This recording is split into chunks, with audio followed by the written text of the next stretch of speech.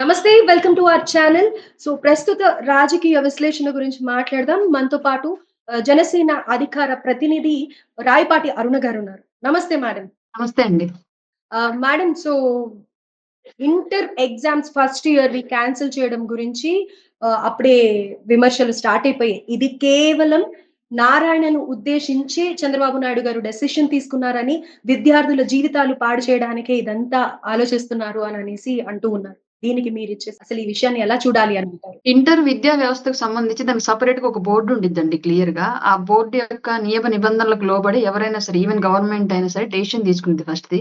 రెండోది ఏంటి అంటే ఇంటర్మీడియేట్ కాలేజీలు ఆంధ్రప్రదేశ్‌లో ఓన్లీ నారాయణ గారికి మాత్రమే లేవు.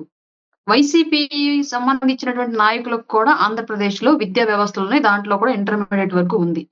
ఇంటర్మీడియేట్ ఫస్ట్ ఇయర్ ఎగ్జామ్స్ అనేవి క్యాన్సిల్ చేయాలని తీసుకున్నటువంటి నిర్ణయం ఏదైతే ఉందో అది పూర్తిగా విద్యార్థులకు సంబంధించినటువంటి వ్యవహారము, అలాగే విద్యా వ్యవస్థకు సంబంధించిన వ్యవహారం తప్ప రాజకీయాలకు సంబంధించినటువంటి అంశం ఏమీ కాదు. ఆ ఇంటర్మీడియేట్ ఫస్ట్ ఇయర్ ఎగ్జామ్స్ అనేవి ఉన్నా, తీసేసినా ప్రభావితం అయ్యేది పాజిటివ్ ఆర్ నెగెటివ్ విద్యార్థులు మాత్రమే తప్ప దీంట్లో రాజకీయ పార్టీలు లేదంటే రాజకీయ నాయకులకు ఎలాంటి సంబంధం లేనటువంటి అంశం ఇది క్లియర్‌గా.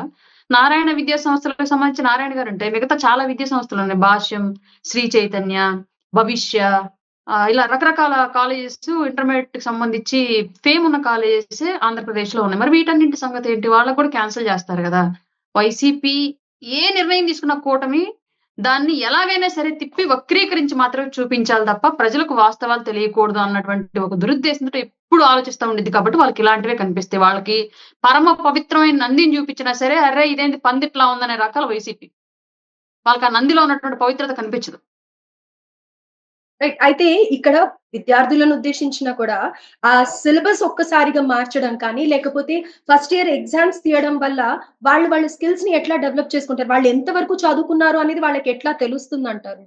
ఒకటేసారి సెకండ్ ఇయర్‌లో పెడితే ఫస్ట్ ఇయర్ అంతా వాళ్ళు ఎంత వరకు చదువుకున్నారు? ఇంకా ఏం అప్‌డేట్ అవ్వాలి అనేది కూడా వాళ్ళు మిస్ అవుతారు కదా! ఫ్రీ టైమ్ అనేది ఇది ఎక్కువైపోతుంది. ఇది క్లియర్‌గా ఫర్దర్‌గా ఆల్రెడీ ఇప్పుడు స్టెప్ ప్రభుత్వం ఒకటి తీసుకుంది కాబట్టి, దాని మీద ఉన్నటువంటి కాంప్లికేషన్స్ ఏంటి అనేది విద్యార్థులతోటి, అలాగే విద్యా వ్యవస్థల యాజమాన్యాలతోటి చర్చించి, దీనికి సంబంధించి మేధావులతో మరొకసారి చర్చించి నిర్ణయాలైతే డెఫినిట్‌గా నెక్స్ట్ అది నిజంగానే విద్యార్థులకు గనుక ఇబ్బంది కలిగించే అంశంగా ఉంటే తప్పనిసరిగా దీంట్లో మార్పులు, చేర్పులు డెఫినిట్‌గా ఉంటాయండి.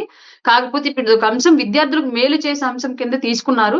రెండోది ఏంటంటే సిలబస్ అనేది ఏ ఇయర్ ఆ ఇయరే ఒక క్వార్టర్‌లీ కంప్లీట్ చేస్తూ ఉంటారు. ఏ క్లాస్‌లో అయినా సరే క్లియర్‌గా. ఇంటర్ ఫస్ట్ ఇయర్ సిలబస్ అంటే ఇంటర్ ఫస్ట్ ఇయర్‌కే అయిపోతది. సెకండ్ ఇయర్‌కి సంబంధించి ఫస్ట్ ఇయర్ సిలబస్ ఎగ్జామ్స్ పెడతారా?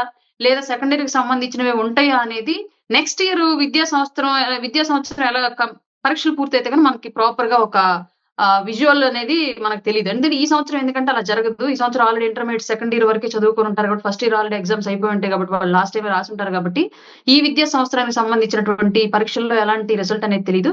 నెక్స్ట్ ఇయర్ కల్లా దీంట్లో ఏదైనా నిజంగానే మార్పులు, చేర్పులు ఉంటే తప్పనిసరిగా ప్రభుత్వం అయితే దాన్ని చేసిద్ది. మాజీ సీఎం జగన్‌కి పాస్‌పోర్ట్ ఇవ్వాలి అని చెప్పేసి హైకోర్ట్ తీర్పిచ్చింది. అంటే ఏంటి, జగన్ మళ్ళీ ఏమన్నా లండన్‌కి వెళ్ళిపోయే అవకాశాలున్నాయని అంటారా?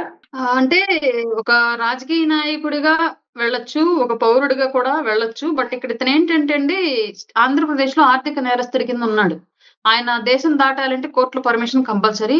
దానికి కారణాలు కూడా ఆయన 100 రకాలుగా పాపం చూపించుకుంటూ ఉంటాడు. కానీ ఇక్కడ చూపించే ఒక కారణాలతో అక్కడికెళ్ళాక ఇంకో పనులు చేస్తూ ఉంటాడు. లాస్ట్ టైమ్ వాళ్ళ పిల్లల్ని కలవడానికి అని చెప్పేసి పర్మిషన్ తీసుకొని వెళ్ళాడు. కానీ ఎక్కడా కూడా వాళ్ళ పిల్లల్ని కలిసినటువంటి విజువల్స్ కానివ్వండి, పిక్చర్స్ కానివ్వండి, ఈవెన్ మీడియాకి వాళ్ళ సొంత ఛానెల్‌కి కూడా రాలేదు. మీరు ఆ విషయం గమనించారో లేదో మీకు గుర్తుంటే గనక. అంటే కోర్ట్‌కి ఇచ్చేటువంటి ఆహ్, ఒక ఎవిడెన్స్ ఒకటుంటే, ఒక కారణం ఒకటుంటే, అతను దేశం దాటి విదేశాలకు వెళ్ళిన తర్వాత చేసేటువంటి పర్యటనలు, పనులు వేరే ఉంటున్నాయి. చూడాలి మరి ఆంధ్రప్రదేశ్ నుంచి దాచుకున్న డబ్బంతా ఉంది కదా! బెంగుళూరులో ఎన్నాళ్ళని దాస్తాడు. కంపల్సరీగా దాన్ని విదేశాలకు తరలించాల్సిన అవసరం అయితే ఉంది. అందులో భాగంగానే ఏమైనా వెళ్తున్నాడేమో మనం కూడా వేచి చూడాలి. రిజల్ట్ ఎలా వచ్చిద్ది అనేది. రైట్. అయితే ఇప్పుడు మనం ఇందాక ఎడ్యుకేషన్ సిస్టమ్ గురించి మాట్లాడాం కదా! అయితే గతంలో జగన్ పరిపాలనలో విద్యా అండన కానీ, విద్యా దీవెన కానీ ఇలాంటి స్కీమ్స్ ఏవైతే ఉన్నాయో వాటిలో భాగంగా ఎడ్యుకేషనల్ ఇన్‌స్టిట్యూట్స్ కానీ, లేకపోతే గవర్నమెంట్ స్కూల్స్ కానీ డెవలప్ చేస్తున్నాము అని చెప్పి, డెవలప్ చేయకుండా 3000 క్రోర్స్ స్కామ్ చేశారు అననేసి అంటూ ఉన్నారు. ఇది ఎంతవరకు నిజం? అంటే అందాల్సిన ఫండ్స్ ప్రాపర్‌గా అందలేదా? అండ్ చేస్తామన్న డెవలప్‌మెంట్స్ ప్రామిస్ చేస్తామన్నవి చేయలేదా? ఎందుకంటే రీసెంట్‌గా కూడా పవన్ కళ్యాణ్ గారు విజిట్ చేశారు. లోకేష్ గారు విజిట్ చేశారు. పేరెంట్ మీటింగ్ అయింది, పేరెంట్ టీచర్ మీటింగ్ అయింది. సో అప్పుడు మీరు చూసిన చేంజెస్ ఏంటి స్కూల్స్ లో? అంటే అదర్ దెన్ అదేతో ఇంగ్లీష్ పాటు మీడియం స్కూల్స్ తప్ప వేరే డెవలప్మెంట్స్ ఏవి లేవు అన్నది వినిపిస్తోంది. ఫస్ట్ అండి ఒకటి మీరు ఇందాక విద్యా దీవెన గురించి మాట్లాడారు. విద్యా దీవెన వచ్చేటప్పటికి before Jaganmohan Reddy government scholarship పేరుతోటి అది ఏ ప్రభుత్వం ఉన్నా సరే వాళ్ళ సామాజిక వర్గాన్ని బేస్ చేసుకుని స్కాలర్షిప్ అని పడేది. బీసీలకింత, ఎస్సీలకింత, మైనార్టీ ఎస్టీలకింత అని చెప్పేసి. అది ఏం జరిగేదంటే డైరెక్ట్ గా విద్యా వ్యవస్థల అకౌంట్లకు పడేది. డైరెక్ట్ గా యాజమాన్య అకౌంట్ కు పడేది కాబట్టి వీళ్ళు చిల్డ్రన్స్ ని డిస్టర్బ్ చేయనీయకుండా ఎగ్జామ్స్ రాయనిచ్చేవాళ్ళు. వాళ్ళు యథావిధిగా వాళ్ళ చదువుని కంప్లీట్ చేసి బయటకు వచ్చేవాళ్ళు. కానీ జగన్మోహన్ రెడ్డి వచ్చిన తర్వాత దాంట్లో కూడా రాజకీయం వెతుక్కొని విద్యా వ్యవస్థలకు వేస్తే మనకు ఎలా ఓట్లేస్తారు, మనం డబ్బుల ద్వారా ఓట్లు కొంటున్నాం కాబట్టి ఈ విద్యా దీవెన అనే పథకం కూడా తల్లిదండ్రుల అకౌంట్ కి వేసి దీన్ని కూడా ఓట్లు కొనే పథకం కింద మార్చుకుందాం మనం అని చెప్పేసి ఒక తప్పుడు నిర్ణయం తీసుకొని తల్లిదండ్రుల అకౌంట్లకి ఆ డబ్బులు పడేలాగా పెట్టాడు కాన్సెప్ట్. ఇక్కడ ఏం జరిగింది సమస్య? వెంటనే డబ్బులు ఎవ్రీ ఇయర్ టైంకి వేస్తూ కనుక ఉండుంటే సమస్య వచ్చి ఉండేది కాదు. కానీ ఫండ్స్ షార్టేజా లేదంటే నిధులు తప్పుదారి మళ్లించి బినామీల అకౌంట్ లో బొక్కేయడానికి అనేది తెలియదు కానివ్వండి. ఒక్క విద్యా సంవత్సరానికి కూడా కరెక్ట్ గా యాజమాన్యాల అకౌంట్లకి ఆ విద్యార్థులకు సంబంధించిన డబ్బులు పడలా. దీని మూలంగా ఏం జరిగిందంటే వందలాది మంది విద్యార్థులు వాళ్ళ ఫీజులు కట్టుకోలేక యాజమాన్యం వీళ్ళ తల్లిదండ్రుల అకౌంట్లకు పడితే మాకు తర్వాత ఇస్తారో ఎవరో మనం వాళ్ళ చుట్టూ ఎక్కడ తిరగాలి అని చెప్పేసి ఒక అపనమ్మకానికి వెళ్ళిపోయి వీళ్ళని క్లియర్ గా ఎగ్జామ్స్ రాయనీయకుండా బయటికి గెంటేసింది.